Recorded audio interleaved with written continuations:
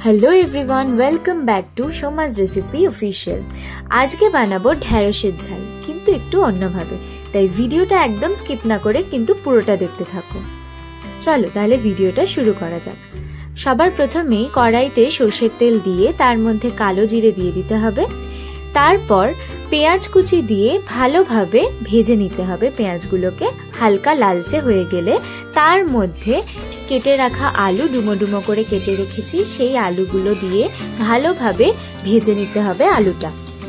এরপর একে একে পরিমাণ মতো হলুদ গুঁড়ো, পরিমাণ মতো লঙ্কা গুঁড়ো, যে যেমন ঝাল খেতে পছন্দ করো সেই হিসেবে ব্যবহার করবে।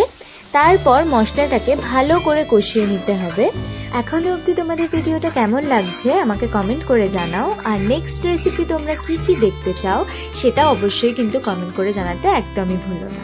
এরপর চারুমগজ, পোস্ত, কাঁচা লঙ্কা ও অল্প দুধ দিয়ে বেটে রাখা মশলাটা অ্যাড করতে হবে। ঠিক এই কারণেই আমি প্রথমেই বলেছিলাম এটা ঢেঁড়সের ঝাল হবে, কিন্তু একটু অন্যরকম।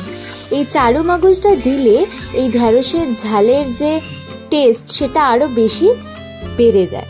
তারপর আগে থেকে কেটে রাখা ঢেঁড়সগুলোকে অ্যাড করে ভালোভাবে মিক্স করে নিতে হবে। তারপর পরিমাণ মতো নুন, মিষ্টি দিয়ে ভালোভাবে মিশিয়ে নিয়ে জল দিয়ে ঢাকা দিয়ে ভালো করে ফুটিয়ে নিতে হবে।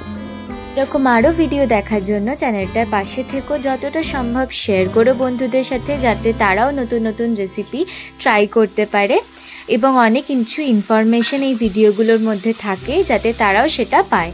আর তোমরা যত বেশি শেয়ার করবে তত বেশি ভিডিওটা আরও অনেকের কাছে পৌঁছে যাবে।